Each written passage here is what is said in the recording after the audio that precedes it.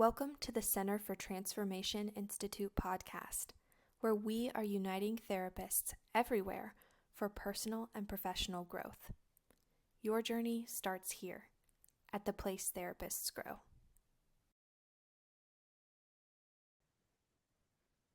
Hey Kyle, it's good to have you here today. Yeah, thanks, Monica. It's great to be here. Yeah, you and I have worked the most on the Institute stuff, so I'm sure the people listening have already heard from you. But just in case, can you say a little bit about who you are and how we're connected? Absolutely. Yeah, so I've had the pleasure and the honor of being a part of the Center for Family Transformation since its inception in 2019, I believe, maybe end of 2018. And so you were very seminal in my walk as a new professional counselor. You and I had met when I was in graduate school, and then you wrote me into becoming a counselor on your new staff at the CFT. And it's been a wonderful journey ever since. So being a part of the CFT, you exposed all of us to the life model very quickly because we are a life model informed facility, if that's the best way to put it. And so a few years in, we were all using the life model pretty intimately in our personal lives, but also professionally with clients. And that transitioned into what would it look like for us to try and train other counselors on this model that's been so pivotal in our ability to take mental health and wellness at large in what we called like a meta concept, right? Like a holistic way of looking at how do we um, live life abundantly in Jesus, talking about what scripture references is that Jesus came to help us live life abundantly. How do we do that using all of the neuroscience and the psychological models and modalities that are out there? Because they all seem to fall just a little bit short in helping our clients fully heal and fully transform. And so we started the Center for Transformation Institute a few years back, you being the primary influence in driving that cause. And I was just really happy to come along for the ride and do some editing and some writing and some content creation. And here we are, still in the midst of all of that. Yeah. Oh, I loved just hearing you reflect all of it, Kyle. It gives me all the warm fuzzies. Yeah, it's fun to talk about. It is fun to talk about. I mean, it's only been 6 years, but it's been 6 years, like Yeah. wow. It seems like so short and so long all at the same time. It feels like I've known you for even longer than that. And what I really have appreciated and what I've noticed about you since the beginning of our time together is just how generous you are with your skills. That you and I started writing blogs and editing the blogs for all of our team. And if you're listening and you haven't checked out our blogs, go to familytransformation.com and there's a whole library that Kyle and I have really tag teamed in the editing from the very beginning. And we didn't know at that point that we would be writing curriculum together, right? And so we can just see how it's so shalom. It's so everything in the right place at the right time for the right result, like Yeah. model teaches that you and I had started that tag team of scholarly work together so early on. And Mhm. we started talking institute the last few years. You're just, game on, so excited about the process and we just already had quite a rhythm of working together. So I've really appreciated that about you. Yeah, thank you for saying that, Monica. It's really special to me. It's nice to hear that from someone that I respect so much. And Mhm. I really agree with you. I appreciate the way that you have invited and encouraged me to use my gifts for these things. As you were talking, like it reminded me when you referenced shalom, right? It reminded me about how scripture talks about the principle of reaping what we sow. And, that's a principle that God has instilled in the fabric of the world as we know it. And so when we sow generosity, we're going to reap generously. Um, it's just a principle of how things work. And so like your generosity has inspired generosity in me to use my gifts in that way. And that's what I really think is so cool about these last 6 years with the CFT and with the Center for Transformation Institute, is that we've been sowing into that generously, but what we've reaped from it has felt so generous to not only my soul, but I think our internal community as a facility, to our external community with our clients. And then I really believe, I think you and I have just talked about this today, about the potential impact that this could have in a greater context outside of our community, to generously bless people in a way of showing them how neuroscience and scripture are so positively related to one another, and how we can live out scripture just by understanding the way that God created our brain, the way that he created our relationships, and where we might be missing some things about how to apply brain skills to relationships. Oh, that's well said. Yeah, I'm just thinking about how there is so much that we've gained in working together these last 6 years and utilizing the life model as a gauge for how to do human to human interaction, right? That this is why I love working with you and the other therapists at our office, is everybody is all in, both feed into, we want to do this right, not just for our clients, but for our connection with each other.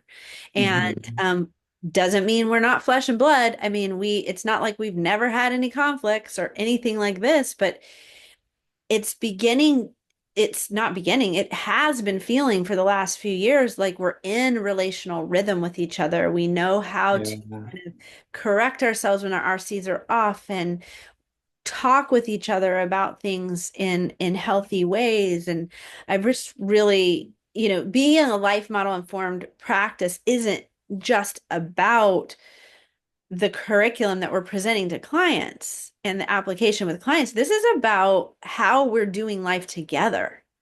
Yeah. Can I share something with you? Please. It's personal, but appropriate for what we're talking about, in that, as you made that comment, you said, like, we're all in here with this. That phrase in the past has actually been really triggering for me. And it wasn't triggering here, because what I realized was that when we're doing life model together and our RCs are on, being all in doesn't feel manipulative. It doesn't feel abrasive. It doesn't feel like I'm being used. And that's how that phrase was used in the past for me. When someone encouraged me in the context of a church setting to be all in, it was actually very spiritually abusive. But that doesn't happen with a life model. Like, I have felt all in for these last 6 years, but it's been joyful, and it's been encouraging. It's been fun, but it hasn't been all those other things that I mentioned that have come with that phrase in the past. And so I felt really grateful there for a moment. Like, as you were saying that, I was like, whoa, I'm not triggered by that. That's really awesome. That's awesome. That is awesome. Yeah. I mean, you can tell that's a sign of some serious growth for you, just to be able to work through your own triggers. But like the idea that it's really the message or the feeling behind it, right, is that of a love bond and not a fear bond. Yeah, very much. Wow. I love hearing that. And I think when it comes to us here at our practice, participating with one another in a life-giving way, I think that is what's giving us the strength and the wisdom, the fortitude to apply with our clients what's going on in our lights, in our hearts, personally. And so I think that's where I'd want to take this last part of our conversation. And side note, you and I did our entire life model story in the first module. So if somebody's listening and they haven't listened to that first module, that would be a place to go to get I think it's like 30 minutes for each of us telling detail about our personal life stories and how life Yeah. model intersected with that. But just for the sake of time today, Kyle, can you speak a little bit about anything even that's new right now in the last few months? I mean, you're a new dad, you've got these 6-month-old baby boys at home, and Yeah. how are you feeling like life model has been impacting you personally recently? And how is that translating into your work with clients more recently? Yeah. I'll tell you a quick story. I am a new twin dad. I have twin 6-month old boys, and life is wonderful and it's hard, um, both simultaneously in big ways. And so when you said, how is the life model impacting you personally? It reminded me that just yesterday, um, my wife and I were having a tougher night with the boys after a tougher week where we're both feeling just really exhausted. And she and I weren't able to connect last night in a way that I would have liked to. And that was hard. And I disconnected a little bit. And so she came over to me and she goes, are you in enemy mode? Which is a very life model oriented term, after Dr. Wilder's most recent Escaping Enemy Mode book came out. And it actually made me laugh because I was like, yeah, yes, I am. And so we reconnected a little bit right after that, in a way that felt joyful. I mean, it wasn't complete, but it was great. It was helpful, because I love that my wife is engaging me in that way to try to get our RCs back on.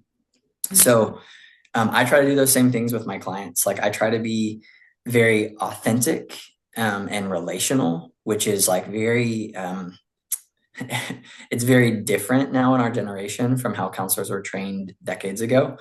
But I try to be very relational and authentic in a very clinical and scientifically oriented manner so that my clients feel safe and trusting with me, but they also feel like I'm competent and they're getting what they need. And it's only through the life model that I can marry those two things up with really healthy faith integration in a way like I've never been able to before. That is well said. And I concur that I see that in you and as you're interacting with your clients. I know on a typical week, we just pass each other in the hall and give a Yeah. little hello, and maybe we have a couple minutes between clients where we can connect. But I see you greeting your clients. I know in our case consults, I hear the way that you're engaging with them. And I concur, like you really are a life model informed therapist. You really are bringing that right brain psychotherapy to life, and we see the clients benefiting from that, Kyle. And so I honor that Mhm. in you, and thank you for showing up today to do this interview. And I'll look forward to talking with you again soon. Thank you, Monica. Great to be here and love being a part of what we get to be a part of. That's right. Bye-bye, Kyle. Thanks for tuning in to this week's episode of The Place Therapists Grow. We hope you will join us again next week. To expand your knowledge and continue your growth journey, go to cftinstitute.com and take our introductory course to find out how the life model can enhance your life and your clients' lives too. We look forward to continuing to learn and grow with you.